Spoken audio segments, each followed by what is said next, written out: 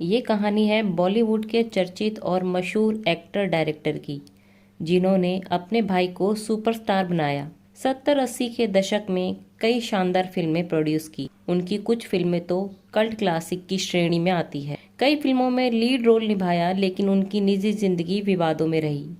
जी हाँ, हम बात कर रहे हैं बॉलीवुड के पहले सुपरस्टार देवानंद के भाई विजय आनंद की, जिन्होंने गाइड, ज्वेल थीफ, जॉनी मेरा नाम, कोरा कागज जैसी सुपरहिट फिल्में दी।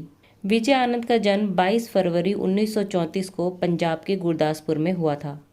उनके पिता वकील थे। जब वो 6 साल के थे तब उनकी मां का निधन हो गया था। उन्होंने रोमांटिक, कॉमेडी, फैमिली ड्रामा और थ्रिलर हर तरह की फिल्मों में हाथ आजमाए और अपनी काबिलियत का लोहा मनवाया। डायरेक्टर प्रोड्यूसर चेतन आनंद और एक्टर डायरेक्टर देवानंद उनके बड़े भाई थे। विजय आनंद ने दोनों भाइयों के साथ मिलकर नवकेतन फिल्म प्रोडक्शन हाउस में काम करना शुरू किया था और जल्द ही अपनी अलग पहचान बनाई। वह सिनेमा के जादूगर कहे जाते हैं। विजय आनंद ने 16 साल की उम्र में अपनी पहली स्क्रिप्ट लिखी थी। 21 साल की उम्र में उन्होंने पहली फिल्म डायरेक्ट की थी। वह गोल्डी के नाम से भी मशहूर थे।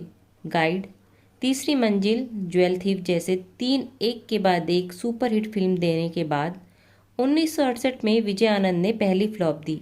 फिल्म का नाम था कहीं और चल। हालांकि 1970 में उन्होंने जॉनी मेरा नाम से एक बार फिर से बॉक्स ऑफिस पर जबरदस्त वापसी की।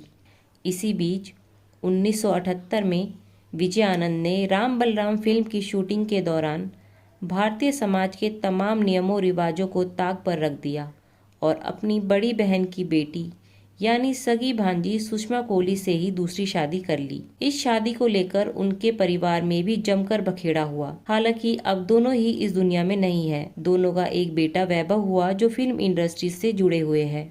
सुषमा कोहली ने 2018 में एक इंटरव्यू दिया था। इस खास बातचीत में उन्होंने बताया कि पति विजय आनंद असल जिंदगी में बेहद शर्मीले थे। सुषमा ने बताया वो बेहद शांत स्वभाव के व्यक्ति थे, कभी गुस्सा नहीं कर सकते थे।